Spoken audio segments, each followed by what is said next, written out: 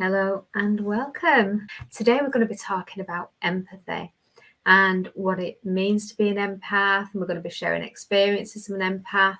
Now, you'll probably find that most of you who are watching this or in this group, quite often a lot of you will have a degree of empathic ability to a large extent, and I'd love to know how you experience it and the effect that it has on you, and what sort of things that you do really to manage that. Do you consider it an advantage or do you consider it a disadvantage? Where's your stand on that? So thanks if you're watching me. I can see we've got a couple of people, so do say hi in the group. I'm just going to find it on my phone and then I can see comments. There is an option in the comment bar to just allow StreamYard to see your name and Facebook details, so that when you comment, I can see your comments live in StreamYard, which I'm streaming this from. Okay, so hi Anne. I can see you're watching. So Anne, we're talking about empaths today. Hi, and we've got your name up. Brilliant. Do share your experiences as an empath and what your thoughts are. Do you think it's a good thing? Do you think it's a bad thing? A bit of both? How does it affect you being an empath? Okay, so for me, I found that I'm naturally empathic anyway, and I noticed that when I was a child, when I was much younger, I was actually quite sensitive, and I could go in a house and I'd be very sensitive to the different energy within the different houses and everything. And I was also quite sensitive, and I could be a bit emotional and everything in school. But looking back, I think a lot of that actually has to do with being an empath as well. I'd pick up on people's feelings very easily. I'd pick up on atmospheres very easily. So as I'm developing now more spiritually, I'm more aware, even to a larger degree, of what it is. But I'm more tuned into that. So I'm actually looking out for those energies, and I'm tuning into energies when I go different places and getting the feelings from everything. So I'm making more of a conscious choice to tap into the energy around me now as well. But obviously, with the protection, so that it doesn't affect me too much. And here's Anita. Hi, Anita. Are you okay? Hi. Yeah, I'm just explaining to everyone we're talking about our experiences as empaths today. So I'm just saying, as when I was a child, I think I'm a natural empath, and I was quite sensitive as a child and probably overly emotional, but I could sense the different energies in different houses. And it's quite funny actually, because I used to go in some houses and I'd sort of say, it's haunted. But do you know what? It was. Even my house, I used to have friends come round, and I used to tell everyone, I've got a friendly ghost who lives here and looks after me. And at the time, I just used to sense there was something about. I didn't necessarily do it to scare them, but I sensed there was something about. And my word, when we left that house and we moved house, the cat got out, wouldn't come back straight away. So we had to go back to the house to collect her. And the energy in that house changed to hostile because we'd left it. Yeah. And it was really interesting because I went upstairs and I just couldn't get out of the house quick enough. And I'd never felt like that. I'd always been home, really friendly. But, it's quite interesting actually, because there'd been a history of people who'd lived in that house. And after they'd left, there was a history of everybody splitting up after they'd left the house, all the couples. Right, okay. So, and it was quite interesting, that shift in energy. So that's just how you an example really of how I picked up an energy sort of psychically, related to spirit, not just around the house. But you notice it in older buildings as well. So for example, I'm doing supply teaching at the moment, and I've been in lots of different schools, and every school has a different energy. But the strangest school for me was one I've been in recently. There was a new build. And I walked in and it felt odd because it seemed devoid of energy. Yeah. And I'm sure the actual site would have had lots of energy, but actually going in the building, because it was a completely new build, and the energy of that building hadn't started to build up, it really felt strange. And I think that really highlighted for me just how much I am picking up on energy, that I could walk in a place and sense that lack of. So, and obviously you're really empathic, Anita. You know, when did you first notice? Again, when I was little, because I would get really upset at a minute's notice. So, you know, it was the fact that, you know, my mum said I used to cry about anything, you know, and there's many times where they had to take me, if we're going out, so say example, we've got relatives at New Brighton, and she used to put me, well, my sister used to take me on the donkeys there, because obviously now, you know, in those days they had donkey rides and what have you. And she said, my sister said to me, and this is true, that I used to be on the donkey and I used to cry from one end to the other.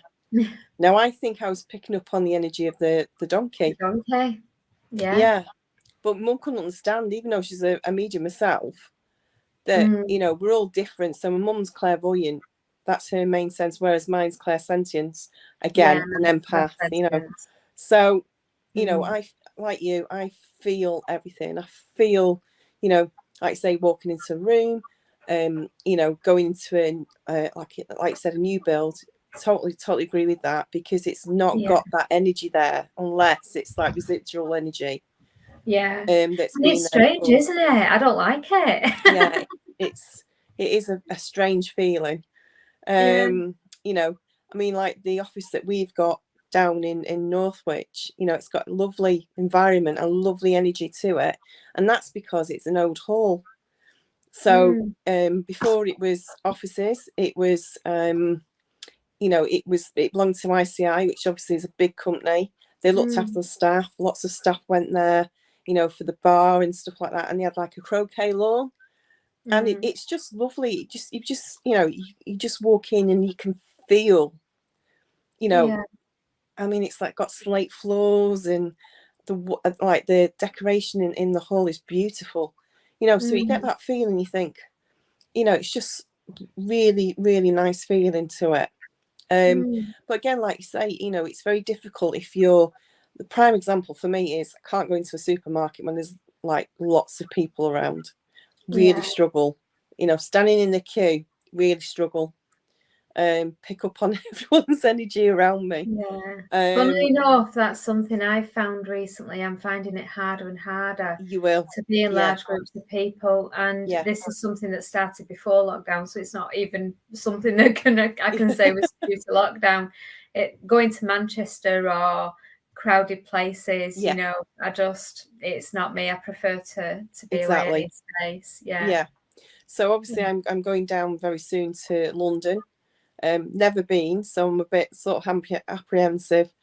But what I tend to do is if there is a big crowd, you normally find me on the outskirts, you know what I mean? So I'm not in the middle of it, because then that gives me breathing space. I can step back and, you know, obviously do a bit of grounding, a bit of protection. And I'm not picking up on everyone's energy right around me, because I'm actually on the outskirts of it. So, you know, that's a good tip, really. Just try and sort of stay on the edge of, you know, if there's a lot of people, if you're circling around and obviously talking to people, try not to be in the middle of a, you know, a big group. Try and be on the edge, so you've got energy to, you know, you've got a chance to walk away a little bit, and then obviously pull yourself together. As I always say, pull myself together, because it is difficult, especially if someone's feeling really poorly or really tired, or even excited, because you pick up on that vibration. You think, oh my god. So yeah, it's an amazing feeling, and being able to feel others, you know, energies and but the thing is about empathic energy as well, when you actually are picking up on things, it's not just about the energy. For me anyway, you know, it's where it's coming from, you know, what is the source that I'm getting, because it's like I say, if it's something that's quite negative, you need to sort of get to it quickly, because you need to obviously reverse it as much as you can. Because, you know, I've done it before where someone's been on the phone to me and I can feel you know, they're not actually, you know, they could be talking to you on the phone, but I can feel, you know, if they're anxious, if they're getting really angry. You don't always necessarily hear it in the voice, but I feel a vibration of obviously what's coming ahead, and I have to really try and sort of keep them calm, because I know what's going to happen, because it obviously rails me as well. So I get the feeling, I think, oh my Lord, you know. So I do take on a lot of people's energy, you know, if they're feeling apprehensive, and I'm not grounded properly, I will pick that up. So it is difficult. Yeah, I'll tell you when I noticed a huge difference. During the first lockdown, within just even a week, just going out to walk the dogs, the energy just felt so much calmer, so much fresher. It's like you could go outside and it felt peaceful. Yeah. And, you know, living in a town, it never feels like that. No, it feels really hectic. Yeah, because everyone was working from home, they were indoors. You didn't have all the mad rush.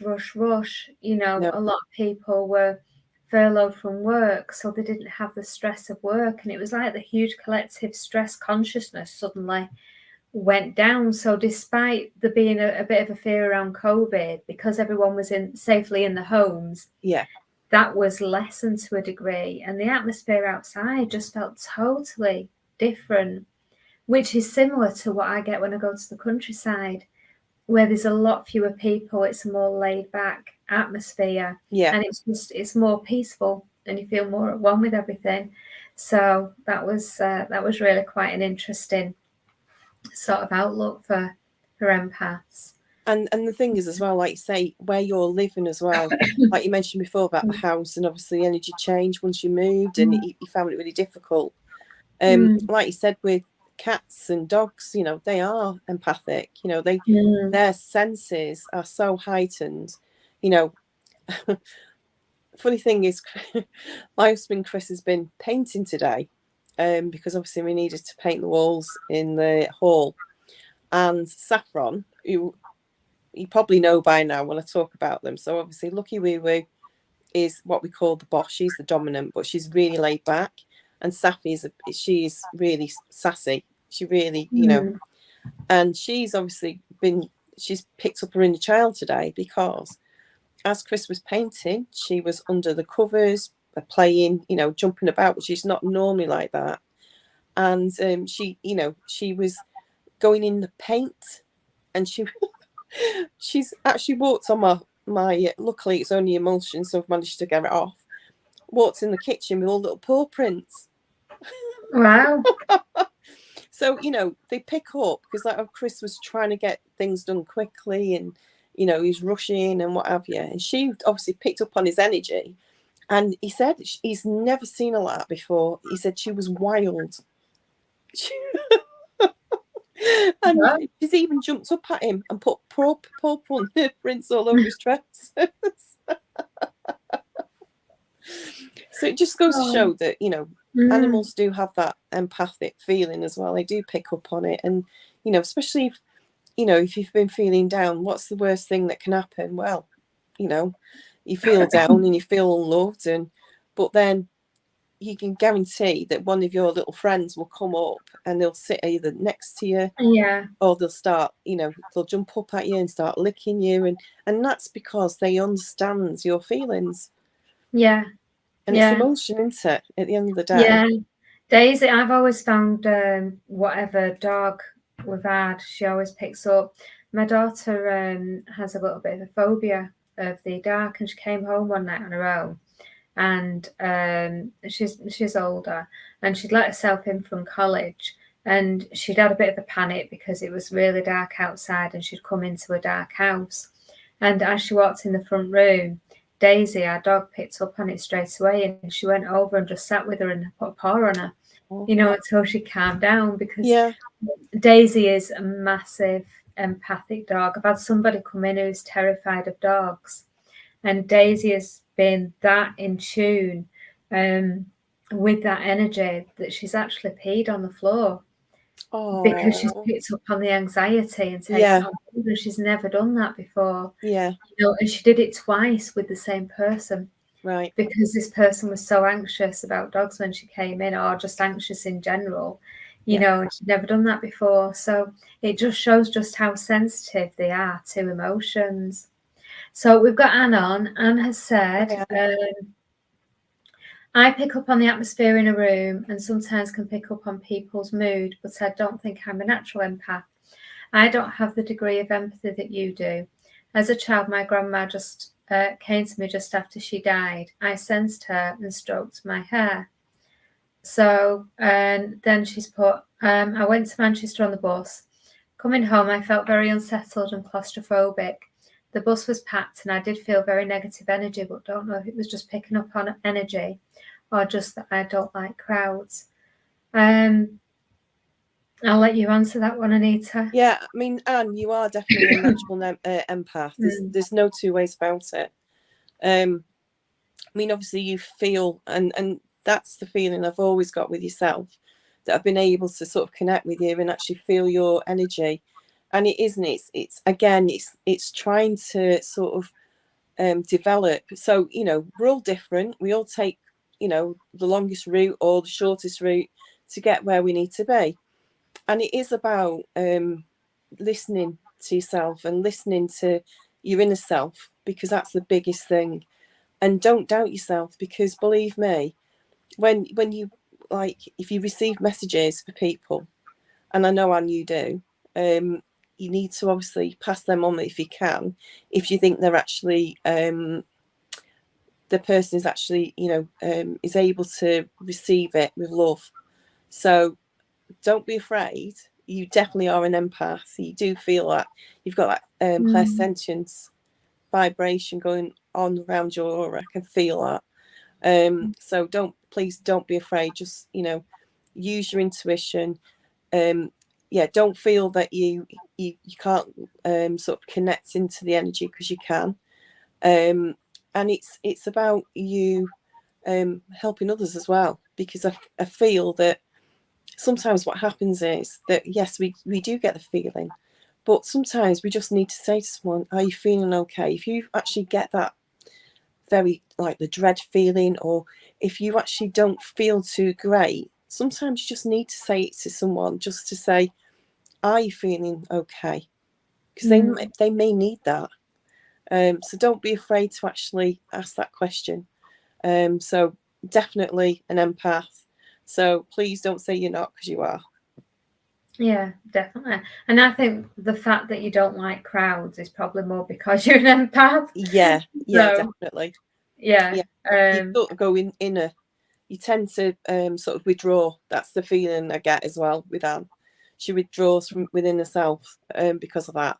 But what you need to do is actually allow yourself to feel what is going on, because that's the only way you're actually going to develop.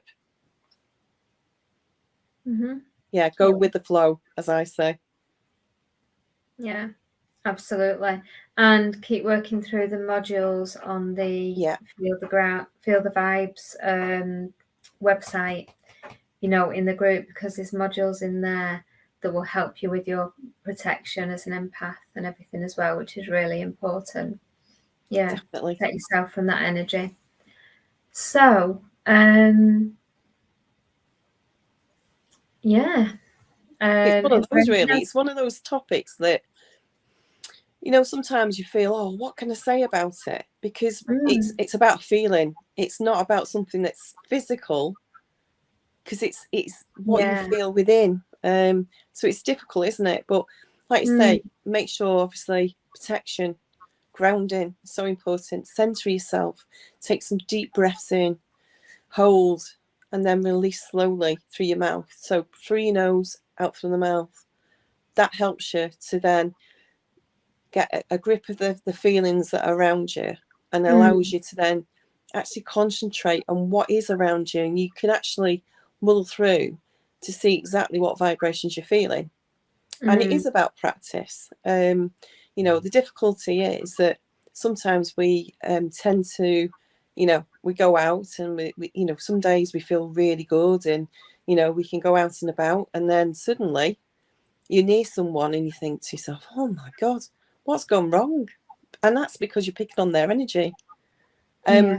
And it doesn't necessarily have to be human either. Like you said before, animal. You know, it's a strange thing to be, but it's a good thing to be as well, because you're able then to help someone that's really struggling. You know, sometimes they'll say, oh, I'm okay, but you know they're not. And if you do it very carefully, you can tread carefully and say, well, but are you actually feeling okay? So that's like, you know, that the feelings that you're getting, that person isn't feeling okay, and you just need to sort of express it a bit more. And you'll find as well, empaths really, really care about people. They really care. Yeah. And that's the thing. Sometimes you care too much.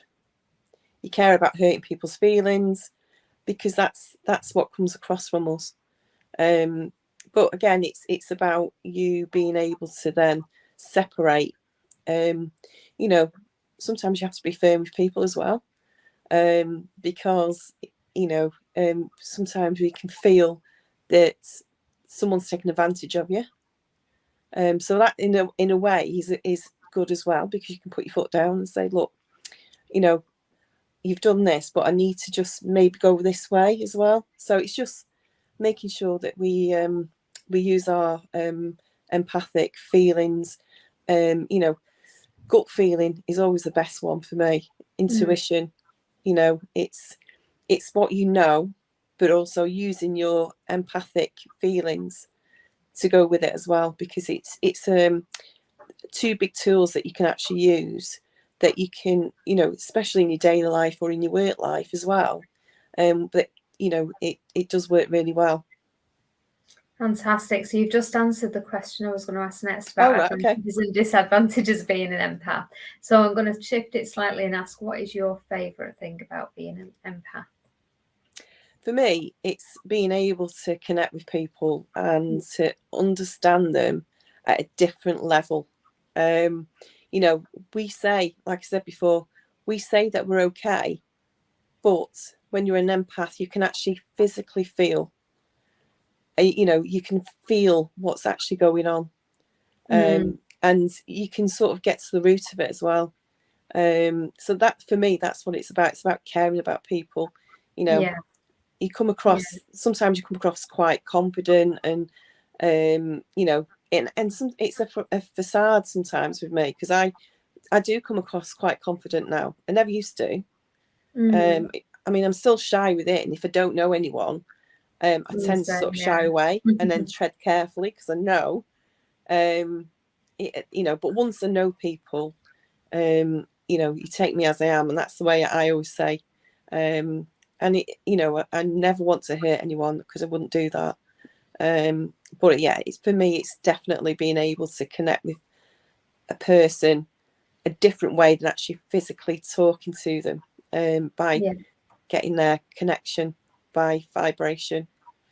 Yeah, for me, I think one of the advantages, or the biggest advantage it's been for me sort of at work, especially when I was working in my role as a special needs coordinator, was I had a lot of meetings with parents and outside agencies, and a lot of those meetings could be very sensitive, because sometimes, you know, parents may be a little bit upset when they first find out about the additional needs the children are having. Sometimes when you're sort of suggesting things to put in, people have strong opinions about it. And I think when you're sort of chairing and facilitating meetings like that, it's a real advantage to be able to sort of notice subtle changes and subtle shifts in energy, so that you can sort of jump in to reassure when reassurance is needed, you know, when a firmer stand is needed, you know, and it helps you adjust your energy to support the people around you and get the best out of that meeting. So yeah, that's how I've sort of used it, I think, in my career as such. When working with animals as well, I find it's it's a huge advantage, because quite often, like you, I'm more clairsentient, I would say, is my dominant energy. And when I'm connecting with an animal, I can sort of get a real overall feel for the animal just from the energy. Is it shy? Is it confident? So it really does help to get to the essence of people. You can walk in a shop and you can sense the energy of somebody. I've done it once where I've walked in a shop and somebody has come out to speak to me. I may have mentioned this once, from the back. I have never met this guy. And he came out and he was so polite, very helpful, but I had such a bad feeling about this guy, and I couldn't get out of the shop quick enough. And, whatever the reason for that, I think the empathic side of me picked up on that and sort of alerted me that there was something not quite right, and to move away. And I think that's a real advantage as well, when you can sort of pick up on that energy and move away from it. Yeah, definitely. Definitely. Yeah. I mean, like you said, you mentioned before, I mean, I've used my skill, I should say, my gift, again, like you, in the past. So working in HR departments, so which again, it's very sensitive, and it's trying to sort of, you feel, you can actually pick out exactly what's going on. So when you get that feeling, you've got to tread carefully. Don't go in all guns blazing, because people really struggle to open up sometimes. So it's a good thing. I mean, it's like the thing that makes me laugh sometimes is, you could be sat, say example, if you're in a cafe and you don't know a person that's sitting across from you, and yet you can get their life story. Now, I don't know if that happens to you. Yeah. That's happened to me. That happens to me a lot. And that's because they feel comfortable being able to speak to me. They feel, comfortable and confident that, I've got a nice feeling energy wise. And that's what it is. It's because they're able to trust. And it's the fact that they can connect with you, and they feel at ease with you, even though they don't realise they're doing it. And it's not a horrible thing that you're saying, oh, I know about the life story. It's not, I don't mean it in that way. What I'm saying is they open themselves up. So, they'll tell you exactly where they work or what they're doing today, and how their sort of week's been going, and about the family. And yet you don't know this person. And you think, wow. And I think, as a kid, when it first happened to me when I was a lot younger, and I'm thinking to myself, how come someone's telling me all this? And it's because, obviously, as you get older, you develop skill and you understand that it's their time to obviously pass this information to you, because they feel at ease. And it makes them feel good as well. It's not that they're not actually physically dumping information on you. What they're doing is actually opening up their energy to you. So you're able to then converse with them, but also you feel that, they feel at ease, you feel at ease. And it's just a nice thing, really, isn't it? It's all right. I keep getting someone, as if it's someone's poking me in the ear. So again, it's about listening as well.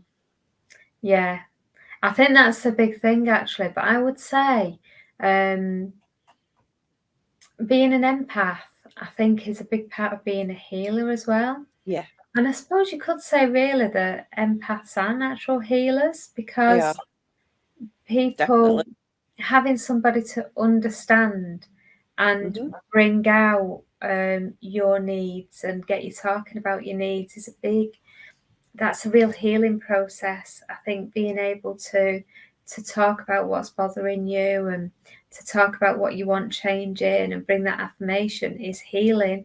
And empaths are really good at drawing that out of people. Yeah. So again, if you're watching, have a think about a time when you have used your empathic abilities, because I would say, as I said earlier, most of you in this group are probably empaths or empathic to some degree. So just have a think, and if it's not something you've really noticed before, start to notice when you go in different buildings. Do you notice a change in their energy? Start to notice any shift in feelings when you're with different people. And, you know, what do you notice about that? What are you picking up? Are you picking up on mood? Maybe you can be walking past somebody and you'll get a sudden pain in your hip. And then that can go as you're walking on and you've no idea what it is, but it could actually be that you've picked up that pain from somebody you're walking past. You know, that can be quite common as well, that people don't often associate with empaths. You know, and I know, again, when I've connected in with animals in the past, when you start doing a scan, that can show up. I might get a pain in my hip or my shoulder to show where they're hurting, you know, and let me know that they're hurting. So, and that's quite a random one, but something that you can still pick up. So, well, like you mentioned before about the healing side, you're quite right. Empaths are natural healers. And obviously when I doing some treatment, so say example, if I'm doing Reiki, I never ever use any other tools really, because what I do is I use my empathic knowledge, because at the end of the day it is knowledge, because we're getting that information. And yes, you're drawn into certain areas, you go with that, you know, you go with that flow, and you learn so much that you can go in deeper, and you can feel, you can open yourself up to a lot of feeling, especially when you're actually providing healing for someone in a physical form as well as a mental, emotion and spiritual. So, you know, it comes in all forms. Like you mentioned, healing can be lots of different things. Like you say, just talking to someone, just saying hello to someone just makes their day. You know, it makes them feel good. And also, you know, sometimes, like say, with animals, you can pick up on how they're feeling. You know, I mean, I know, Mel, you're quite connected to Saffron, because you've actually tuned into it, and you got her personality and what she does spot on. You know, and in fact, both of them are actually in this bedroom with me, both fast asleep on the bed. They're like this every single time we have a conversation. Yeah. So they're actually picking up on the energy, because it's relaxing, it's very calming. You know, it's, you don't have to have, like I say, with things that are going on. You know, you don't have to have music. You can just sit there quietly, and you can pick up on anything that's around you. So, you know, just if you try and just do a little bit of a meditation, just open up your mind and allow yourself to feel what's going on around you, because that is key to actually help you to develop. It's not just about seeing, it's about feeling as well. You know, being able to feel is you know, it's a very good skill to have. Yeah, I actually shared a meditation in the group not so long ago about to meditate with your pets. And again, just have a go at that meditation with your pets and notice just how empathic your pets are and how they pick up on your energy when you're doing that, you know, and feel that difference in energy with your pet before and after the meditation, and just notice that change in energy with them. That would be a good one to do as well. So, and that is in the group. So if you just do a search for that. Yeah. So, but like you say, even, you know, even doing a card reading, I know it sounds silly, but, or even doing a mediumship reading, you know, what are we doing? We're actually tuning in, into using energy. our feelings. Yeah, it's not all about your intuition, it's about what you're actually feeling as well. So, you know, by using all the different techniques that we learn as mediums and psychics, you know, it's so powerful to be able to tune into someone's energy. And also the other thing you could do is, I find quite useful, is because I'm clairaudient as well, but also, like I said before, clairsentient is my main sense. When I look at someone's aura, so I'm physically looking at them, I can't physically see their aura, but what I do is I feel the colour. So I can tell you, like on yours already, that you've got lots of greens and blues going on, and there's a bit of pink over your right shoulder. But I know that because I'm feeling the colours. See what I mean? So obviously blue is about the communication. Green is about teaching. So you're getting lots of green around your head. You're getting lots of blue here, which is obviously natural because that's what you do. And then, like I say, this pink is here. So for me, that just feels as if there's a shift in your energy anyway. And I feel what's going to happen is you're going to feel more spiritual energy come in, and you're going to actually develop a bit more with your mediumship side of things, which is, I know, which is what you want to do. So that's what the pink is about for you. It's about change. It's about acceptance and going forward. But I can't see these colours. I feel these colours. Right. Yeah. So yeah. It's interesting actually, because Holly sees coloured auras. My daughter, and she's quite often said turquoise. Yeah. Around me. Yeah, which is your green and blues. Yeah. Exactly. Yeah. So that's what I'm getting from you anyway. Lots of lovely vibrant greens and vibrant blues. And like I say, this, like, the only way I can explain it to you and what it feels like is an orb. So it's like an orb of pink, and it's just here sat on your shoulder, which for me is about this change in your energy. And all it is not to worry about. It's just the fact that you actually are developing more with your mediumship side. Just let go with the flow, as we say. Yeah. Thank you. That's okay.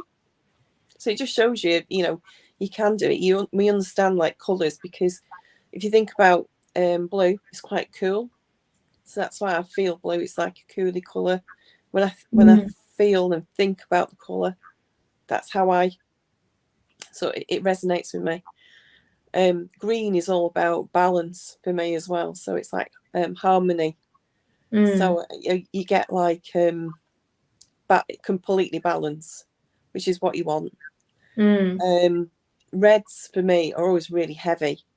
So I always feel as if I'm like, because obviously being a medium, I tend to not be grounded, which is a bit naughty of me, but it's the way that I tend to work. I try not to sort of overdo it with my grounding. I do ground myself, but what I tend to do is allow myself to then be able to receive more, because I'm a trans medium as well. I find it hard if I completely ground myself, depending on what I'm doing.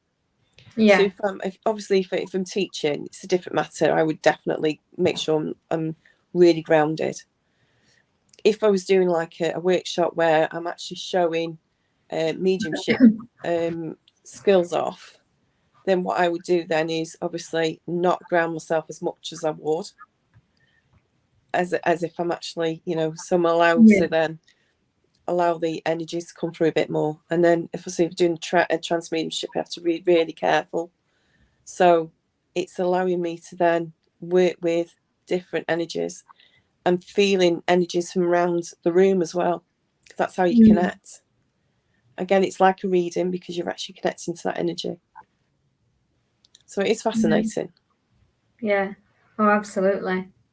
Yeah, absolutely. And with the colours, it sounds almost like my son has synesthesia. Oh, right, okay. With synesthesia, he sees colour with different feelings. So if he gets a feeling, he'll see a colour with it. So it's almost the opposite of what you're doing, but a similar sort of thing. Yeah, it is. It's and I've always been able to do that. It's but I always say I'm a bit strange anyway. Neurodiverse. Well, yeah, of course. This is it, you see. Yeah. It's not strange. Again, exactly. Again, got no sense of direction, but that's because I'm supposed to trust what's around me and go with that energy, which I haven't honestly got no sense of direction at all. I'm hopeless. So I have to use my, obviously, intuition and anything that's going on around me. Yeah. Fantastic. You've got an awful lot of guides. Yeah. Yeah, definitely. Yeah. So brilliant. Well, we've been on for 40 minutes, and I think I absolutely I can say it every week. I love these calls. I learn so much from the calls, and I love having that that ability to talk to people about these things, because it's things that not everybody knows about, is it? You couldn't go to work and talk about these things usually, or you go out for a conversation to the pub. There's not many people who could have these conversations, so it's brilliant. I just love getting involved. So, and again, please do, if you're watching, do share, join in the discussion. We'll still be carrying on talking about this till Kingdom Come. If you post in the comments, there's more we can talk about. But do share, ask questions, post your own comment. So, on that note, I think we will end the call now, and we will be back next week in Feel the Vibes. Thank you for watching. Bye now. Bye.